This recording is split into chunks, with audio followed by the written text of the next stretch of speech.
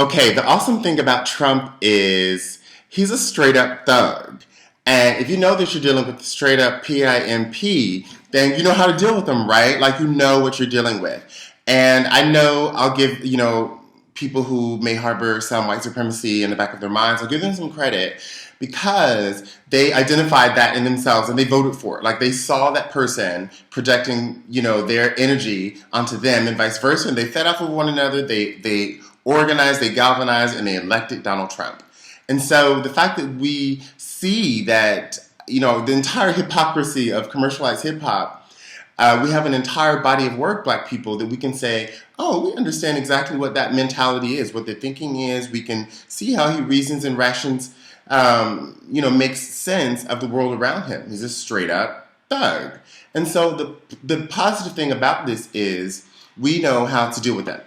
We know that we have to not only affirm that Black Lives Matter, but we also have to double those efforts. We literally have to double down. We literally have to, think of every form of nonviolent resistance that we could imagine and do it, implement it. And I have no doubt that people will. That's why I'm actually quite giddy right now after the election of someone who has never once addressed me as a part of his constituency or even potential constituency. Literally did not address me as subject to subject, did not acknowledge any of the issues, pains, or anything that's going on with me and my concerns for our society. Rather, we were addressed as an object. All African Americans, you know how you live. You live in poverty and prisons, and I'm like, well, that's a concern of mine, but not like that, not at all like that.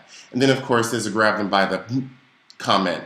And so now I have to make sure that the young women around me and the young men around me understand that not only is that a good example of unacceptable behavior, but it's also a good example of the type of mentality that I'm talking about, the P.I.M.P mentality.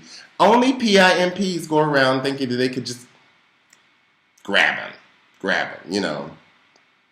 And so to all the women around him who leaned back and said that all the concerns and hurt feelings of all the people that he's offended, even if I know and care about some of those people, I will reduce them to a commodity that has nothing to do with my life, and I can choose to put it away.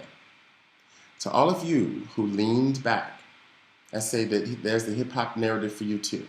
You see all those ladies who are running around the pimp, all those Playboy bunnies, and with the fake hair, nails, eyes, heels, boobs, breasts, booty, everything in those videos, we understand you too. And we understand the Biden fix you're in.